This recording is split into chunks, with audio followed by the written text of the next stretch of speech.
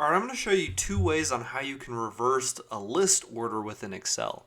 So in our example, we kept it nice and simple. In column C here, we just have the dates for the month of May in 2026. Now for whatever reason, we want to take this entire list and flip it upside down. So the first cell we want to be 5/31/2026, and then 30/2026, 29, and so on and so forth, all the way down to 5/1/2026 being at the bottom. Now there are two simple ways that you can do this. First, what I want to do is copy, Control C, all of the data that I'm looking to flip. And then I can simply paste that, or Control V, in the same spot.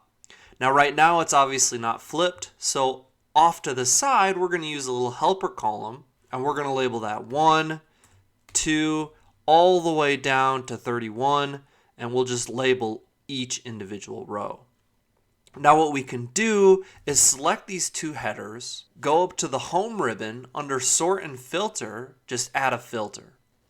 Then go over to this second drop down, select that, and then hit largest to smallest. Then we can remove the filter and delete the numbers in that row, and we can see that this entire column, or all of this data, was completely flipped. Now there's another way that you can do this by using a formula. We're going to type in this first cell, we'll type equals index, and the array is going to be all of the data that we're looking to reverse or flip. So all of those cells.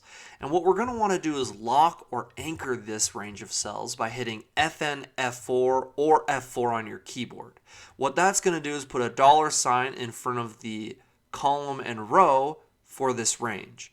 If that keyboard function didn't work on your computer, that's okay. Just type the $ in manual like so.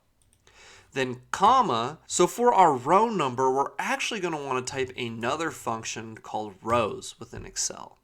And basically that's going to count the number of rows. So we're going to select our data range again, and this formula is going to count and be like, oh, there's 31.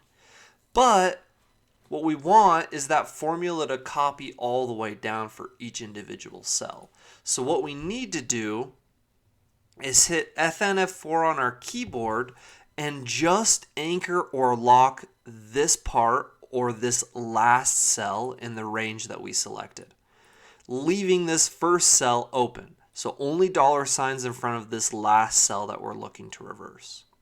Then we'll end parenthesis, hit enter, and we'll notice that this first one was inputted correctly.